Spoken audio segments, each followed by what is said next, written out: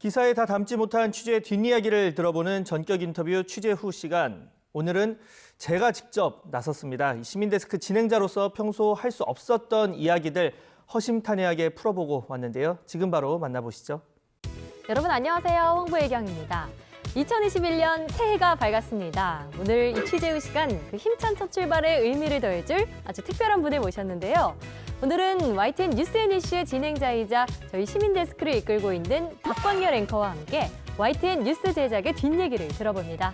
어서 오세요. 안녕하세요. 안녕하세요. YTN 앵커이자 시민데스크 진행하고 있는 박광열입니다. 안녕하세요.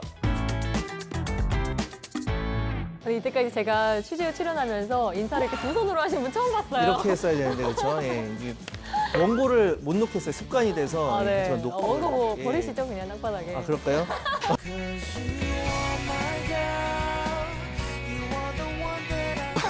예, 다시 주워야 되는데 큰일 났네. 아무것도 없었던 것처럼. 예. 저희가 새해 첫 취재 출연자로 누구를 모실까 고민을 했는데 만장일치로 박광열 앵커가 뽑혔어요. 언니 이렇게 인기가 많으신 거 알고 계셨어요? 아무래도 계속 시민데스크를 군말 말고 하라는 의미로 좀 받아들여야 될 것 같고요. 어쨌든 새해 첫 취재 후 출연자로서. 당사자가 네. 되니까 너무 감개무량하고 감사하다는 말씀을 제작진 여러분께 드리고 싶습니다. 네, 아 이렇게 또 나와주셔서 고맙습니다. 네, 아닙니다. 또 오랜만에 찾아주셨는데 네. 지금 시민데스크 진행하신 지 벌써 한 8개월 정도 됐어요. 네. 이게 옴부즈맨 프로그램이잖아요. 진행해보니까 어떠세요? 제가 하면서 맨날 고민이 있어요. 그러니까 어떤 이게 고민이요? 시청자분들이 네.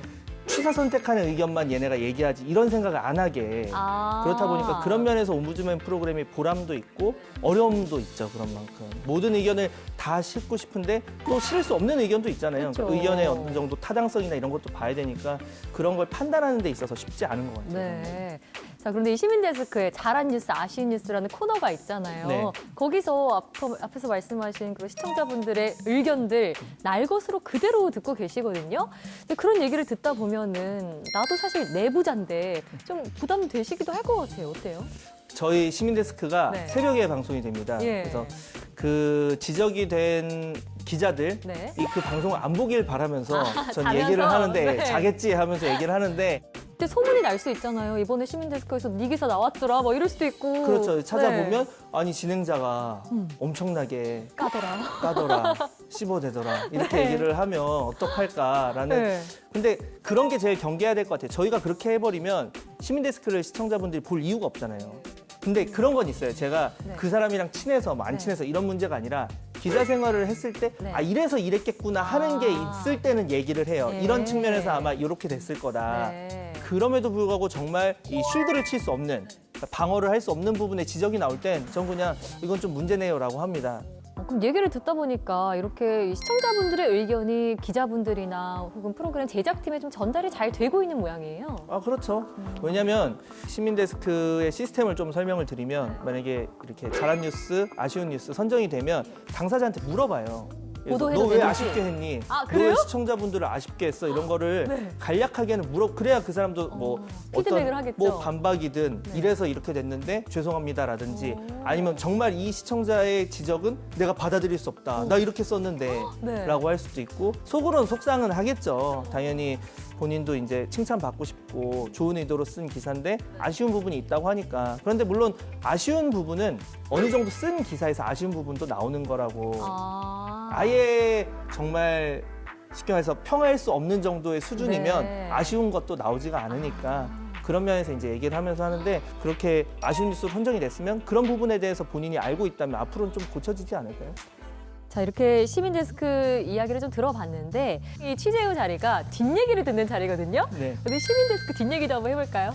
시민데스크 뒷얘기요. 할 말이 저희 말씀 많아 보이는데 사실 뭐 바라는 점은 전 좀 녹화 길게 했으면 좋겠어요. 더 길어졌으면 더 좋겠다. 길게 하면서 저희 시간대가 새벽이잖아요. 네. 다들 졸린 눈꺼풀을 붙잡고 특히 토요일에서 일요일로 넘어가는 그 시기에 TV를 보고 계신 분들이라면 더 자극적인 어떤 자극적인 멘트가 필요하고 웃음이 네. 필요한데 그런 부분을 주려면 네. 절대적인 녹화 시간이 좀 길어져야 이 전체적인 파이가 늘어야 네. 그래서 웃음도 커진다라고 생각을 하는 주의라서 네. 좀 그런 부분 더 했으면 좋겠는데 또 현실적으로 뭐 저희가 스튜디오를 빌리는 시간도 있고 그렇겠죠. 그래서 그 안에서 최대한 좀 어떻게 하면 좀 연성화, 그러니까 재밌되 그러니까 눈길을 끌 수 있되 희화화되지 않게 어떻게 할 수 있을까가 저의 고민이지만 동시에 아마 제작진분들의 고민이 아닐까 싶고 그렇습니다. 예. 네. 새해에는 이 시민데스크 프로그램 시간이 조금 더 길어지기를 바라보겠습니다. 저한테만 이상한 거 시키셔도 되거든요. 뭐 인형탈을 쓰고 한다거나. 복장도 네, 그럼요. 다양하게 예. 기대해 볼게요. 만약에 시민데스크 주제가 맞는 거라면. 자, 이렇게 시민데스크 얘기를 들어봤는데요. 이 박광열 앵커는 시민데스크 진행자일 뿐만이 아니라 뉴스앤이슈로서도 시청자분들께 인사를 드리고 있습니다. 자, 그러면 뉴스앤이슈에서 또 돋보이는 게 박광열 앵커의 앵커 리포트예요.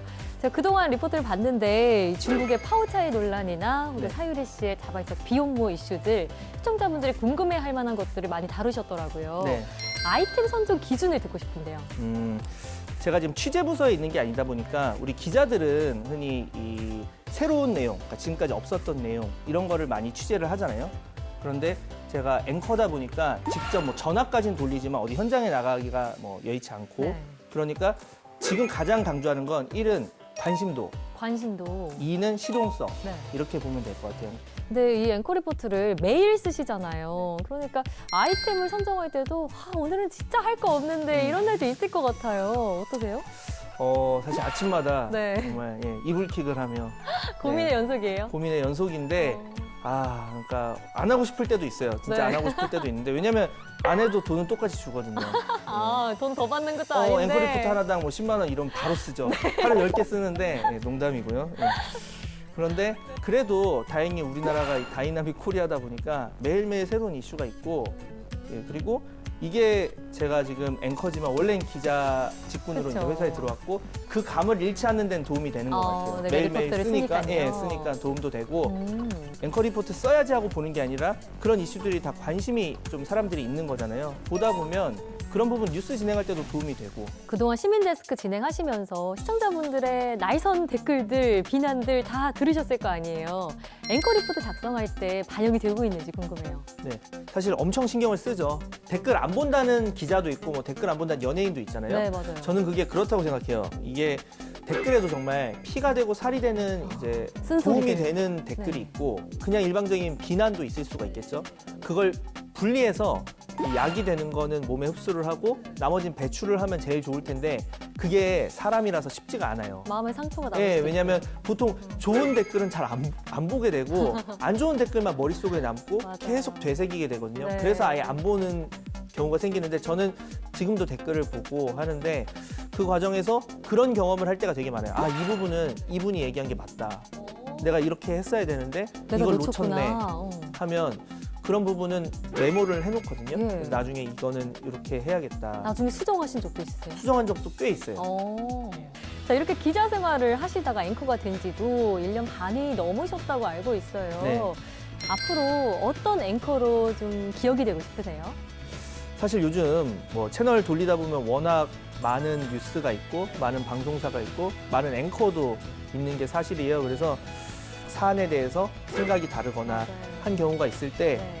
그러니까 이 앵커의 설명을 들으면 내용을 어느 정도 이해할 수 있다. 네. 이게 일단 첫 번째 단계라고 생각을 하고 두 번째는 이 사람이 어떤 결론에 이제 접근하는 데 있어서 공정하게 이쪽 얘기를 듣고 판단을 내렸을 때 이 판단은 그래도 좀 신뢰할 수 있구나라는 생각을 가질 수 있게 만든다면 정말 금상첨화 그런 앵커가 되기 위해서 매일매일 좀 노력을 하려고 하는데 이게 잘 전달되고 있는지는 모르겠네요. 앞으로 더 열심히 해야죠. 네.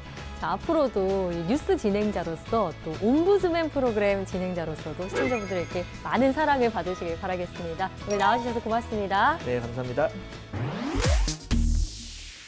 전격 인터뷰 취재 후 오늘 저희가 준비한 소식은 여기까지입니다. 저희는 다음 시간에 더 흥미롭고 생생한 뒷얘기로 돌아올게요. 그럼 다음 시간에 만나요.